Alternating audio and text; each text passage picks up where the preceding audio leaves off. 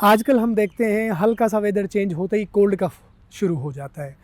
Cold कफ जिन लोगों को हो चुका है और जो चाहते हैं कोल्ड कफ ना हो, बिल्कुल इम्यूनिटी उनकी स्ट्रॉन्ग रहे, एक प्राणायाम करें, वो है भस्त्रिका।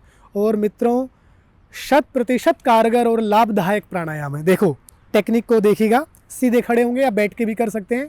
इनहेल करते हुए दोनों हाथों को इस तरह से लेके जाएं और एक्सेल करते हुए मुट्ठियां बंद करें, शोल्डर के पास लेके आएं ऐसे।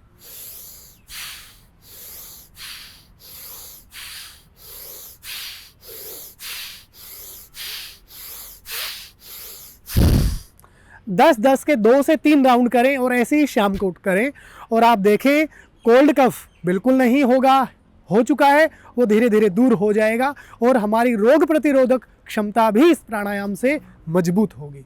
नमस्ते।